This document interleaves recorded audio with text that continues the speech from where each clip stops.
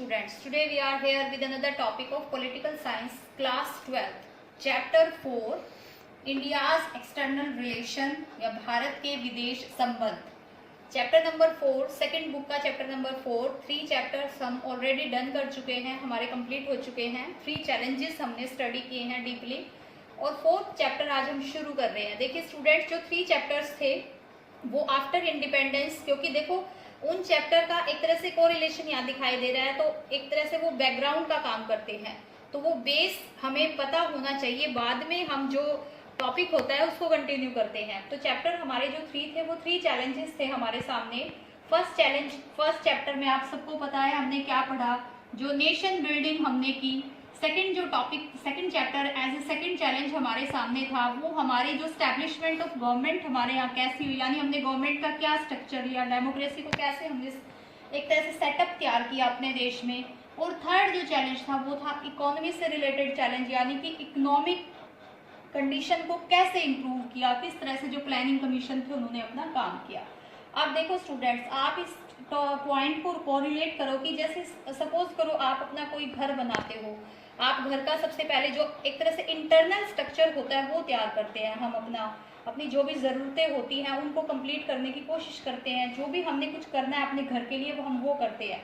After that हम क्या देखते हैं, हम अपने सराउंडिंग एरिया देखते हैं कि हम जो चाहे हमारे नेबर्स हैं या जो भी हमारे डिस्टेंस में कोई रिलेटिव्स है या कोई भी है, कि हमारे उनके साथ किस तरीके के रिलेशन होने चाहिए, हमारी उनसे क्या एक्सपेक्टेशन है या उनकी हमसे क्या एक्सपेक्टेशन है. तो एक क्वेश्चन आ जाता है. ये तो यही सिचुएशन भारत की थी उस टाइम, क्योंकि आपका जो स्टार्टिंग इंट्रोडक्शन यही है कि जब भारत आज़ाद हुआ था, सबको पता है कि हमारा जो देश है वो 9 अगस्त 1947 को एक तरह से जब हमारा देश आज़ाद हुआ था, तो एक क्वेश्चन था देश के सामने कि सबसे पहले अपनी जो नेशन बिल्डिंग है उसको कवर अप करना, जो हम कर चुके थे. अब बाद में क्वेश्चन आता था कि हमने अपने एक्सटर्नल रिलेशन को हम कैसे बिल्डअप करें, यानी कि जो दूसरे देशों के साथ हम अपने संबंध कैसे बढ़ाएं, क्योंकि हमारी भी उनके साथ कुछ एक्सपेक्टेशन थी और उनकी भी हमसे कुछ एक्सपेक्टेशन थी.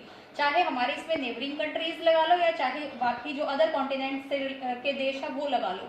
तो चैप्टर में हम स्टेप बाय स्टेप यही पढ़ेंगे कि अपने जो इंडिया के जो रिलेशन है वो किस तरीके से उन्होंने आगे बिल्डअप किए, इसके लिए उन्होंने क्या पॉलिसी बनाई, और उसके बाद हम देखेंगे कि जो हमारे नेबरिंग कंट्रीज हैं उनके साथ हमारे कैसे रिलेशन है. फॉर एग्जांपल हमारे पाकिस्तान के साथ कैसे रिलेशन है, हमारे श्रीलंका के साथ, हमारे चाइना के साथ, और जो भी कंट्रोवर्सीज बीच में हुई या जो भी आज भी जो कंट्रोवर्शियल टॉपिक्स हैं वो इस चैप्टर में हम डीपली स्टडी करेंगे. इसके अलावा कुछ अफ्रीकन कंट्रीज हैं उनके साथ इंडिया के क्या रिलेशन है, यूएसए और यूएसएसआर के साथ क्या रिलेशन थे, या जो आज प्रेजेंट में जो रूस है उसके साथ इंडिया के क्या रिलेशन है, हम इस चैप्टर में डीपली स्टडी करेंगे.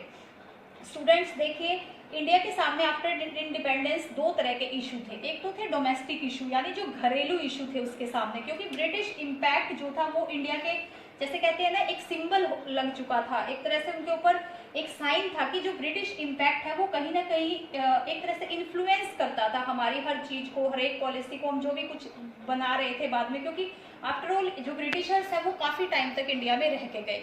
दूसरा हमारी जो डोमेस्टिक इशू था वो था पॉवर्टी, क्योंकि हमारे पास क्या था उस टाइम, रिसोर्सेज इतने नहीं थे या हम अपने रिसोर्सेज को पूरी तरीके से यूटिलाइज नहीं कर पा रहे थे. तो क्वेश्चन अराइज हो रहा था कि इन इश्यूज को कैसे रिमूव किया जाए, क्योंकि ये डोमेस्टिक इशू काफी एक अपना बड़ा लेवल सेटअप कर चुके थे. तो उस समय अपनी नीड्स को फुलफिल करने के लिए हमारी ज़रूरत थी अपने एक्सटर्नल रिलेशन को बढ़ाने की, क्योंकि अब हमारा जो इंटरनल स्ट्रक्चर था वो सेट हो चुका था. तो हमने एक्सटर्नल रिलेशंस बढ़ाने के लिए अब हमारे सामने क्या प्रॉब्लम क्रिएट हो रही थी. नंबर 1 तो है सेकेंड वर्ल्ड वार का जो इम्पैक्ट था उस टाइम, और दूसरा था वो इम्पैक्ट हमारी फॉरेन पॉलिसी किस तरीके की बनाए. अब फॉरेन पॉलिसी का मीनिंग पहले जान लेते हैं. विदेश नीति. देखो, जब हम किसी से कोई भी हम एक्सटर्नल रिलेशन अगर बना रहे हैं, विदेशों से संबंध अगर हम स्थापित करना चाह रहे हैं, तो हमें उसके लिए एक प्रॉपर पॉलिसी की जरूरत होगी, हमें एक फॉरेन पॉलिसी बनानी होगी. अब फॉरेन पॉलिसी किस तरीके की होगी, कौन इसको बनाएगा, क्या क्या चीजें इसमें इंक्लूड करेंगे, क्या वो एक्सेप्टेबल होगी कि नहीं होगी, ये सारे क्वेश्चन थे. तो फॉरेन पॉलिसी का पहले मीनिंग देख लेते हैं कि विदेश नीति का मतलब क्या होता है. देखो फॉरेन पॉलिसी क्या होती है. Foreign policy is a set of principles and means adopted by a nation for defining, justifying and securing the objectives of national interest। यानी जो फॉरेन पॉलिसी होती है या विदेश नीति होती है वो एक ऐसे कुछ प्रिंसिपल्स का सेट होती है, एक तरह से ऐसे कुछ सिद्धांतों का समूह होती है, ग्रुप होती है जो एक देश ने अडॉप्ट किए हैं उन सिद्धांतों को, और वो सिद्धांत एक देश के जो नेशनल इंटरेस्ट होते हैं, क्या उसके उद्देश्य हैं, दूसरे देशों को लेकर क्या उसके उद्देश्य है, उसको डिफाइन करते हैं, जस्टिफाइन करते हैं और उसको एक सिक्योर करते हैं। तो हमने उस चीज को सबसे पहले देखा कि इसी चीज को देखकर हमने कि फॉरेन पॉलिसी एक मिरर की तरह है, एक आईने की तरह है जो एक देश के स्ट्रक्चर को दिखाती है और दिखाती है कि उसकी क्या एक्सपेक्टेशन है दूसरे देशों के साथ, किस तरह से वो कोऑपरेशन की फीलिंग से आगे बढ़ना चाहते हैं, वो किस तरीके के रिलेशन उनसे बनाना चाहते हैं। तो ये सारे क्वेश्चन उस टाइम थे। दूसरा, सेकेंड वर्ल्ड वार जो है वो खत्म हो चुका था, लेकिन इसका एक इम्पैक्ट सबके सामने था। सबको पता है जब सेकेंड वर्ल्ड वार खत्म हुआ था तो 2 सुपर पावर वर्ल्ड में अराइज हुई थी। एक सुपर पावर यूएसए और दूसरी सुपर पावर थी यूएसएसआर, यानी कि जो प्रेजेंट में रूस है। तो ये 2 सुपर पावर्स थी, तो क्वेश्चन बड़ा टफ था कि फॉरेन पॉलिसी किस तरीके की बनाए। तो वहां पर आप न्यूट्रल रहेंगे या किसी एक ग्रुप के साथ चलेंगे, ये क्वेश्चन था। तो अब हम सबसे पहले जानते हैं कि जो फॉरेन पॉलिसी बनाई हमारे यहाँ पे, देखो हमारे यहाँ पे पंडित जवाहरलाल नेहरू हमारे फर्स्ट प्राइम मिनिस्टर भी थे और हमारे फर्स्ट जो फॉरेन मिनिस्टर होते हैं, विदेश मंत्री होते हैं, वो भी हमारे पंडित जवाहरलाल नेहरू ने ही वो रोल प्ले किया है। तो हमारा सबसे पहले तो फॉरेन पॉलिसी का बेस देख लेते हैं कि हमने बेस कहाँ से लिया, यानी कि किस बेस पर हमने बनाई फॉरेन पॉलिसी।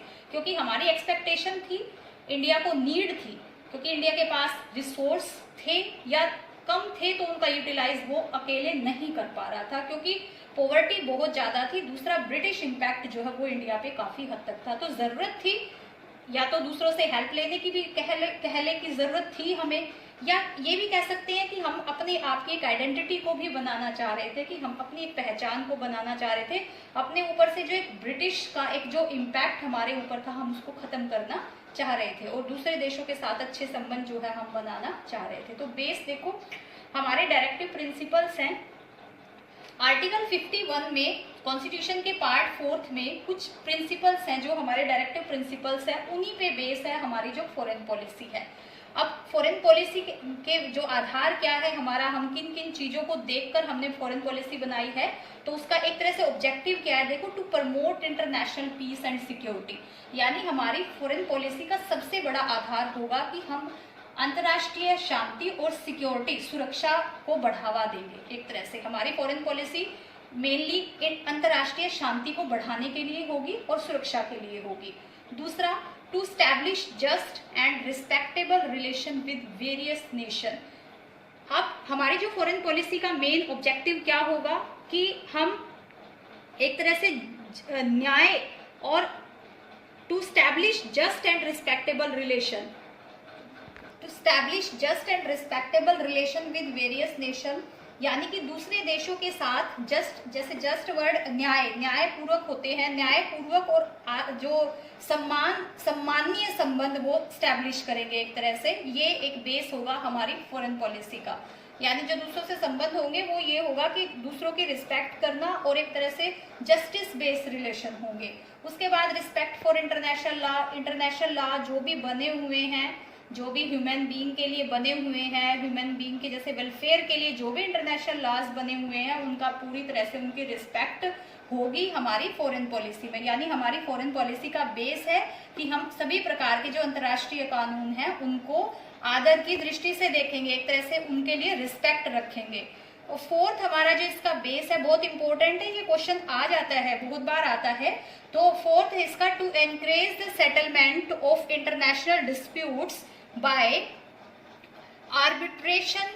यानी जो डिस्प्यूट होंगे इंटरनेशनल, यानी कोई भी अंतर्राष्ट्रीय झगड़ा होगा किसी के साथ भी, कुछ भी ऐसी चीज होती है या किसी दूसरे देशों का होता है या हमारे साथ कुछ होता है, तो हम उसमें एक तरह से आर्बिट्रेशन का रोल प्ले करेंगे। ये नहीं है कि किसी के फेवर की जो गलत होगा मतलब जो गलत होगा उसको गलत कहने का और जो ठीक होगा उसको ठीक कहने की हिम्मत रखेंगे। एक तरह से आर्बिट्रेशन होता है, एक तरह से मीडिएटर का काम करना, कि एक अच्छे मीडिएटर का काम करेंगे, इस चीज को एनकरेज करेंगे, यानी जो अंतर्राष्ट्रीय झगड़े होते हैं उनको सुलझाने में एक तरह से मध्यस्थता की भूमिका निभाएंगे। ये नहीं है कि आप किसी जो जहां आपको ठीक लगे कि ये हमारे लिए तो ये ठीक है, हम इसकी तरफ हो जाते हैं, हम ऐसा नहीं करेंगे। तो ये मेन इंपॉर्टेंट बेसिस है हमारी जो विदेश नीति है उसके बेस है। तो विदेश नीति की जरूरत क्यों पड़ी? क्योंकि हमारी डोमेस्टिक नीड्स थी, दूसरा एक्सटर्नल रिलेशन को हमने बिल्डअप करना था, ये हमारी नीड थी, और इसके लिए हमने एक फॉरेन पॉलिसी बनाई, अपनी एक विदेश नीति बनाई, ताकि अपने रिलेशंस को जो है अच्छा बनाया जा सके दूसरे देशों के साथ। और उसके लिए कुछ प्रिंसिपल्स हमने सेट किए, जो हमारे डायरेक्टिव प्रिंसिपल्स हैं,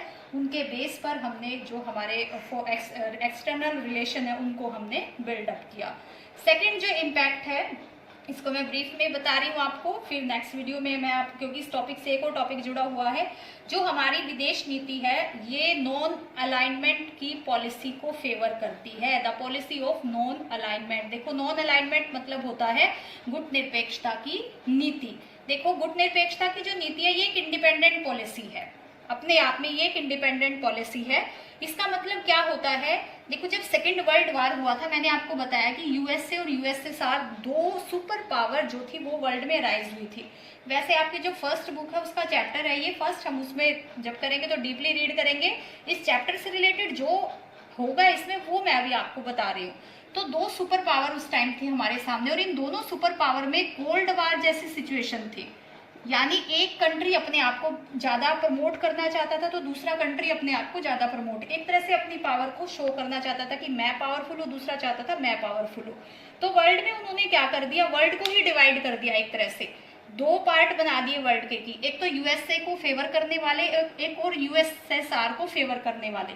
तो इंडिया के सामने, क्योंकि इंडिया को अभी आजादी मिली है और उसको अपने एक्सटर्नल रिलेशन अच्छे करने हैं, तो इंडिया ने उस टाइम किसी ग्रुपिज्म को नहीं देखा कि मैं इस ग्रुप में होना चाहूँगा।